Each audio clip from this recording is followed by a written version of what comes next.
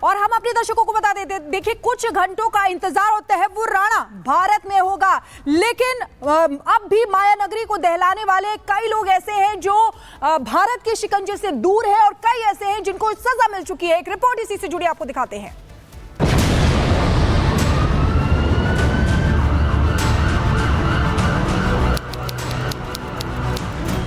भारत के इतिहास में ये एक ऐसी तारीख है जिसे जब भी कोई याद करता है तो उसकी आंखें गमगीन हो जाती हैं और दहशत की तस्वीरें आंखों के सामने तैरने लगती है, क्योंकि इसी दिन देश की आर्थिक राजधानी मुंबई सबसे बड़े आतंकी हमले का गवाह बनी। लश्कर ए तैयबा के 10 आतंकियों ने मौत का जो तांडव मचाया उसे आज भी याद करके लोग सिहर उठते हैं। अब से बस कुछ ही घंटे बाद माया नगरी को दहलाने और सैकड़ों लोगों की मौत का जिम्मेदार और इस हमले का मास्टरमाइंड तहव्वुर राणा भारत की सरजमी पर होगा।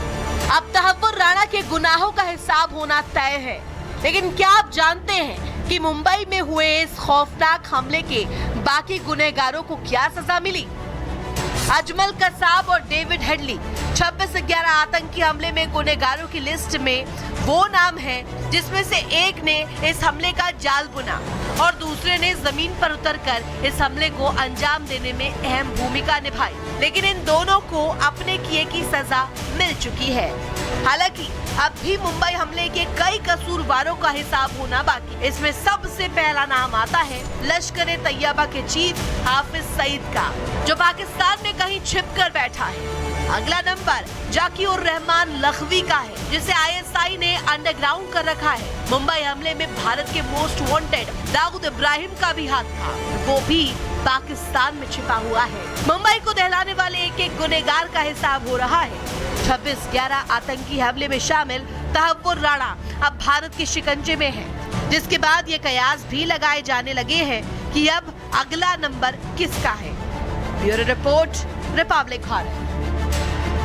तो तहव्वुर राणा उस दिशा में आगे बढ़ रहा है जहां उसकी सजा होनी है, उसे सजा मिलने वाली है, लेकिन जो पॉलिटिकल लोग हैं, जो राजनीतिक दल के लोग हैं, वो भी अपनी दिशा अपने बयानों से तय कर रहे हैं। जरा सुनिएगा कौन क्या कह रहा है। 26/11 का मास्टरमाइंड तहव्वुर राणा घसीट कर लाया जा रहा है भारत के अंदर, क्योंकि उस रेकी करने में यही था, मास्टरमाइंड यही था। इसी ने पूरी 26/11 की रचना की थी और बहुत दिन से कोशिश हो रही थी, लेकिन ये सफलता भारत को आज मिल गई। ये दाऊद को लाने वाले थे, बहुत सारी चीज़ें इन लोगों ने कही थी। क्या हो गया, जब तक वो आता नहीं देश में और ऐसे लोगों के ऊपर कड़ी कार्रवाई की जाती नहीं, तब तक कोई भरोसा कैसे करे। प्रधानमंत्री नरेंद्र मोदी ने बार बार इस बात को कहा है कि 7 समंदर पार भी अगर कोई छिपेगा तो भारत सरकार उसको वहाँ से ढूंढ करके लेकर के आएगी और भारत के कानून के अनुसार उनको सजा मिलेगी। तो राणा का वापस आना निश्चित रूप से भारत के लिए एक बड़ी विजय है और ये उन सब लोगों के लिए संदेश है जो देश के साथ धोखा करके अन्य देशों में जाकर के छिप गए हैं, कि वो दिन दूर नहीं जब उनको भी इसी तरीके से उसको कड़ी से कड़ी सजा मिलनी चाहिए। अब तो अमेरिकी अदालत ने कह दिया, उसने बहुत कोशिश की इस बात की कि उसको जो है किसी तरह से राहत मिल जाए, भारत न लाया जा सके, लेकिन अमेरिकी अदालतों ने उसकी याचिका खारिज कर दी। उसको भारत आना पड़ेगा और कड़ी से कड़ी सजा उसके अपराध की मिलेगी। जिसने भी देश के खिलाफ, भारत के खिलाफ कभी कोई बुरी कार्रवाई की है, उसके खिलाफ आप कठोर से कठोर कार्रवाई करिए। चलिए फिर एक बार NIA मुख्यालय चलते हैं। सुमित हमारे साथ मौजूद हैं और काजल भी हमारे साथ मौजूद हैं, लेकिन जरूरी ये जानना है कि NIA मुख्यालय ने जो अपनी तैयारी की है वो किस स्तर पर की है, क्योंकि वहां पर इंतजाम तो बहुत ही मुकम्मल है। सुमित।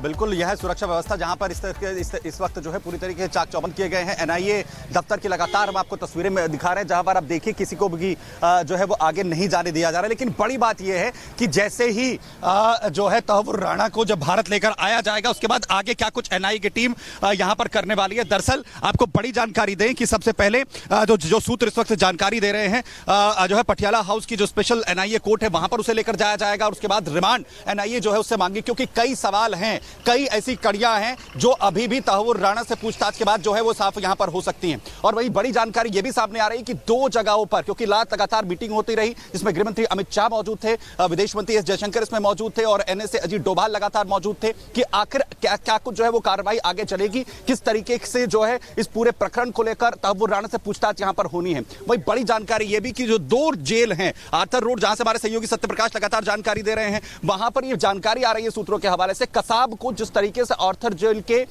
जिस सेल में रखा गया था उसी सेल में तहव्वुर राणा को भी रखा जा सकता है। हालांकि इसके ऑर्डर्स जो हैं वो अभी तक नहीं दिए गए हैं, लेकिन जो सेल है वो तैयार कर लिया गया है, यानी उसका वही अंजाम होने वाला है जो इससे पहले कसाब का हुआ था, क्योंकि 10 आतंकी 26/11 के पूरी घटना में शामिल थे। उसमें से एक कसाब भी था जो जिंदा बचा था, जिंदा पकड़ा गया था और पूरी कानूनी प्रक्रिया के तहत जिससे मौत के घाट बाद में उतारा गया, फांसी की सजा जो है वो दी गई थी। और तहव्वुर राणा ये बखूबी जानता था और इसलिए लगातार उसने ये कोशिश की कि भारत उसका प्रत्यर्पण ना हो।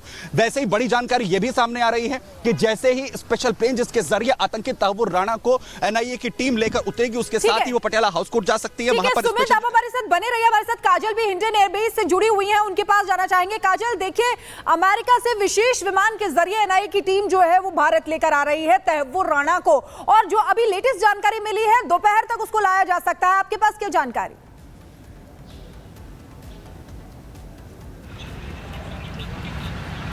जी बिल्कुल, जैसा कि आप बता रहे हैं कि दोपहर को एनआईए की जो स्पेशल टीम है वो एयरबेस हिंडन एयरबेस पर पहुंचेगी तहव्वुर राणा को लेकर, और उसके बाद यहां से सीधा एनआईए की टीम जो है वो एनआईए दफ्तर लेकर जाएगी और ऐसा माना जा रहा है कि उसे रिमांड पर भी रखा जाएगा। लेकिन जिस तरीके से लगातार तहव्वुर राणा खुद को बचाने की पूरी कोशिश करता रहा कोर्ट में, और आखिरकार वो दिन आ ही गया जब तहव्वुर राणा की सारे साजिश जो थे, सब कुछ बयानबाजी वो खारिज हो गया और अब भारत की वो जमीन पर पहुंचने वाला है। और कहीं ना कहीं तहव्वुर राणा को पहले से ही डर था कि लगातार वो कोर्ट में भी ये बयानबाजी करता रहा, खुद की दलीलें पेश करता रहा कि भारत में उसका प्रत्यर्पण ना हो। लेकिन फिलहाल अब मोदी जी की, प्रधानमंत्री मोदी की जो कूटनीति है वो कहीं ना कहीं उसके साजिश पर भारी पड़ा और आज उसके सभी बयानों पर, सभी दलीलों पर पानी फिर गया है।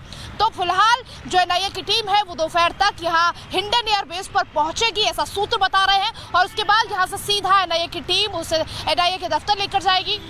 और ऐसा माना जा रहा है कि एनआईए की टीम जो है वो उसे रिमांड पर रखेगी। कई ऐसे खुलासे हैं जो अब उजागर हो सकते हैं और एनआईए की टीम लगातार तहव्वुर राणा से पूछताछ करेगी और साजिशकर्ता जो भी 26/11 के थे उनमें से कई ऐसे नाम हैं जिनके राज खुल सकते हैं। आईएसआई और लश्कर ए तैयबा के जो तमाम ऐसे खुलासे हैं, साजिश है 26/11 को लेकर अगर हम बात करें तो खुलासे हो सकते हैं, ऐसा माना जा रहा है। लेकिन फिलहाल अब भारत को इंतजार है कि तहव्वुर राणा जो है वो हिंडन एयरबेस पर या भारत की जमीन पर कब पहुंचेगा और एनआईए की टीम कितनी जल्दी उससे पूछताछ शुरू करेगी। और ऐसा माना जा रहा है कि जो एनआईए की टीम जो है वो पहले पूछताछ करेगी और उसके बाद सीधा उसे तिहाड़ जेल भेजा जाएगा और यहाँ पर भी सिक्योरिटी जो है। काजल, आप हमारे साथ बने रहिए। सुमित हमारे साथ जुड़े हुए हैं, उनके पास जाना चाहेंगे। सुमित, देखिए, तहव्वुर राणा को लेकर सुरक्षा कड़ी की गई है, मीटिंग्स भी चल रही है, गृह मंत्री अमित शाह, अजीत डोभाल और एस जयशंकर के बीच में मीटिंग हुई है, यानी कि जब इससे पूछताछ की जाएगी तो कई और नाम भी जो शामिल हैं वो सामने आएंगे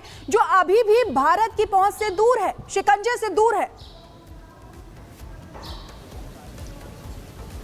देखिए, अभी तक इस पूरे मामले में जिस तरीके से बड़ी कार्रवाई की गई थी, उसके बाद सबसे पहली जो कड़ी हाथ में आया था वो था कसाब, और उसका अंजाम आखिर पूरी दुनिया ने देखा कि भारत ने किस तरीके से उसे फांसी के फंदे तक जो है वो पहुंचाया।